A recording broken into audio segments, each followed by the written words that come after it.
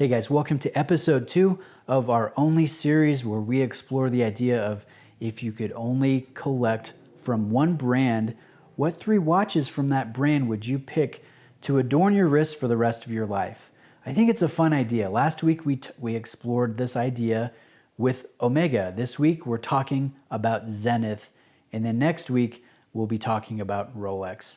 So let's get to my picks. Again, these are my personal picks, what I would want to wear for the rest of my life. I'm sharing them with you guys, and I'd love to hear your picks in the comment section as well. So my first one is going to be the Chronomaster El Primero in blue. In my opinion, this is what Zenith does the best out of their entire lineup. It's their classic El Primero, right? It's their bread and butter. So this would be my daily driver, one that I would wear the most out of the 3 picks that I'll be sharing with you guys. So I'm choosing blue, but they do have some other great color options. I'm also choosing the larger 42mm size on a bracelet because I prefer the larger size for my larger wrists. And I'm a bracelet guy too, so for my daily wear, I definitely want a bracelet. Now let's go to the second pick. I'm choosing another El Primero here. I'm going with the 50th anniversary A384 Revival. This one is just retro goodness, in my opinion.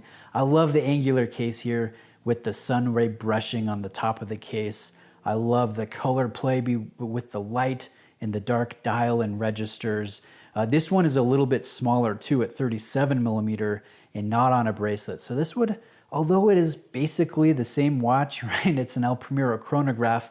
It's different enough from the Chronomaster that I think would mix up my rotation nicely. If I'm tired of wearing the larger blue one, I could mix it up with this retro-inspired limited edition version, and this one retails a little bit more at $7,600. Now I gotta mention here, I've been really interested in the DeFi line, and fortunately, this past year I've been able to review a couple. I reviewed the El Primero 21, the larger titanium 44mm chronograph with an absolutely incredible automatic 9004 caliber that is just, I'll drop in some pictures here so you guys can see. But we've got an open work dial with 2 different escapements, one for running this insane chronograph and the other one for the base timekeeping here.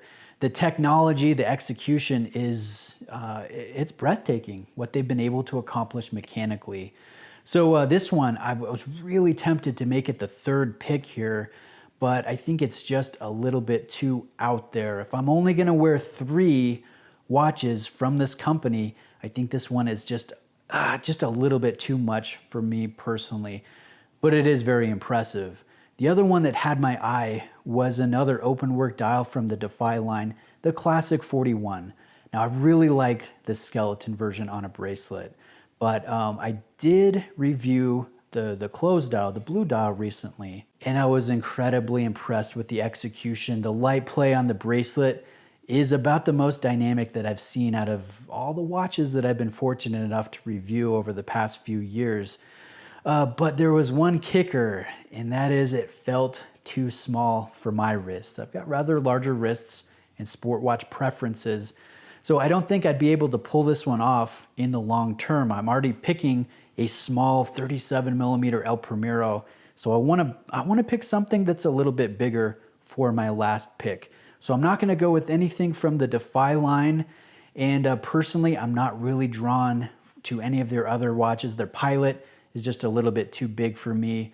The Elite, their ultra thin dress watches, a little bit too basic. I'm not quite digging those either. So that brings me back to Zenith's bread and butter, what they do best in my opinion, and that's another Chronomaster. So I'm going with the El Primero full open.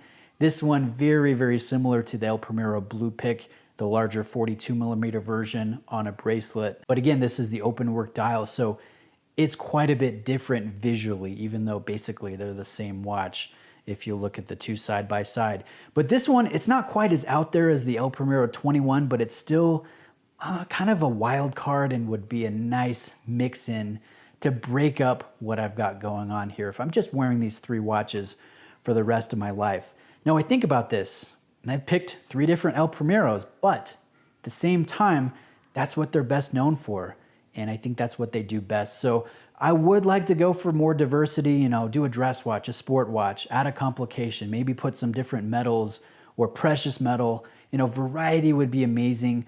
But with Zenith, I think you want to go opposite of that and just pick what they're so dang good at, play to their strengths, which is the El Primero. So I'm picking 3 different El Primeros, the Chronomaster El Primero Blue, the Chronomaster El Primero Full Open, and mixing it up with the 50th Anniversary Revival Edition. What do you guys think of my picks?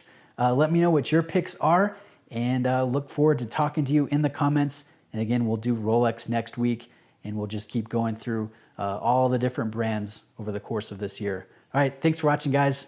Talk to you soon.